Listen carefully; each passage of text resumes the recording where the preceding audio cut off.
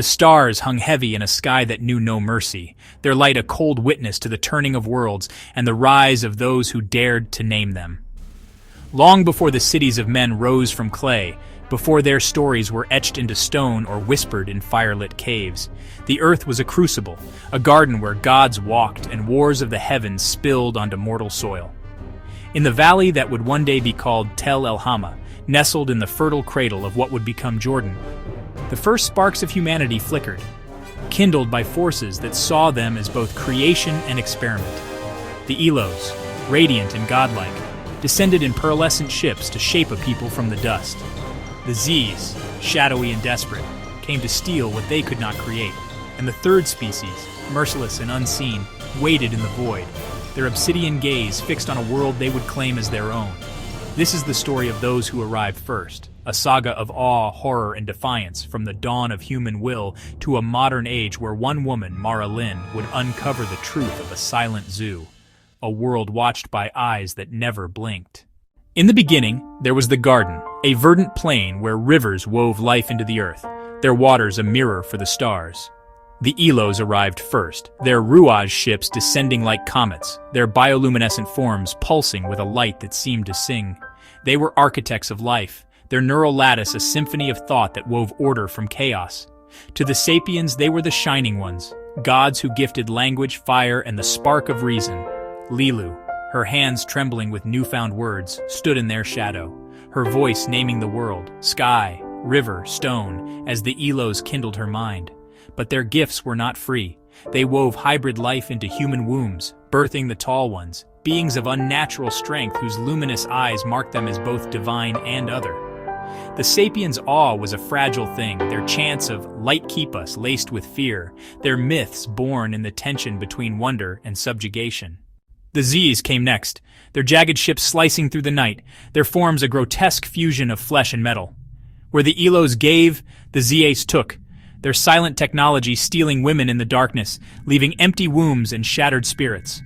Adamu, his flint-tipped spear a crude defiance, rallied his band against the shadows, his mind sharpened by the Elohs but burning with resentment.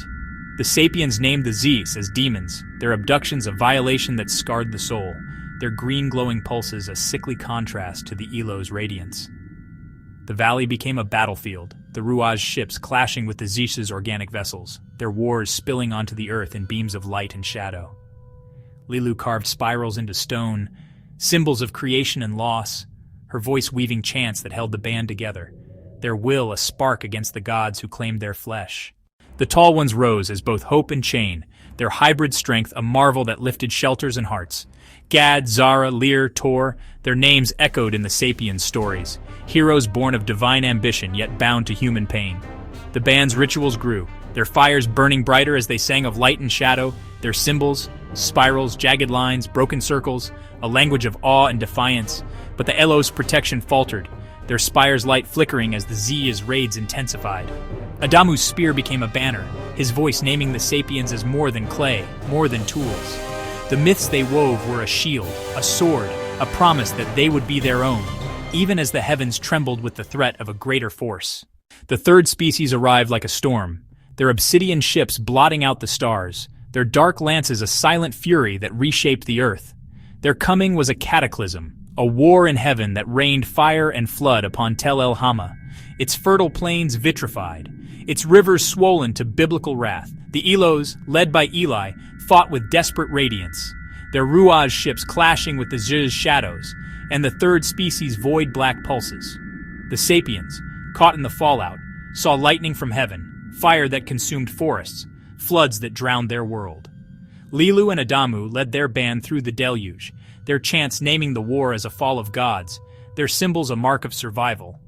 Eli's fateful decision to abandon Earth, deeming it a failed experiment, left the sapiens to face the third species' conquest alone, their spire dimming, their light fading into the void. From the ashes of Tel El-Hama, the sapiens rose, their myths a foundation for a people who would name themselves human. They carved a word, freedom, into the stones, a spiral rising from broken circles, a defiance that burned through millennia. The third species, victorious, claimed Earth as their silent zoo, their shapeshifters blending into human societies, their glowing eyes watching from the shadows of history.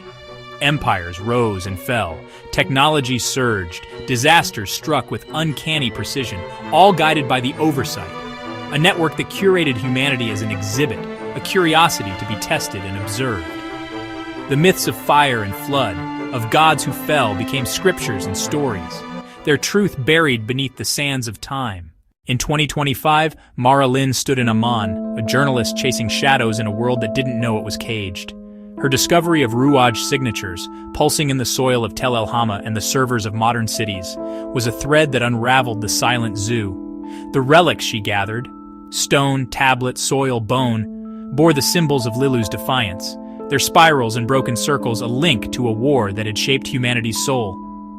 Mara's investigation uncovered the oversight, their shapeshifters in boardrooms and parliaments, their interventions steering wars, progress, and pain. The Watcher's gaze tightened around her, their glowing eyes in every shadow, their warnings a noose. Yet Mara's resolve, a fire kindled by those who arrived first, drove her to expose the truth, to challenge the cage that held humanity's story. The prologue of Those Who Arrived First is a lens through which the saga unfolds, a tapestry of cosmic ambition and human defiance. From the Elohs' radiant creation to the Zeus' shadowy violations, from the third species' conquest to Mara's rebellion, the story is one of a people who were clay, then human, then inheritors of a watched world. The Valley of Tel El Hama, its scars buried but not forgotten, holds the key to their truth, a war that birthed myths, a defiance that birthed a people. Mara's fight is the culmination of Lilu's spirals, Adamu's spear, the Tall One's strength, a spark that burns against the Watcher's gaze. The stars above are not just light, but eyes, the third species' silent vigil over a world they claimed but could not tame. As the novel begins, the stage is set for a journey through time. From the garden's dawn to a modern city's shadows, from the awe of creation to the horror of abandonment, from the fire of defiance to the truth of a silent zoo. Those Who Arrived First is a story of humanity's will, a spark that no god, no demon, no watcher can extinguish. The prologue is a promise, a whisper of the battles to come, a call to those who would rise, name, and claim their story against the stars that watch and wait.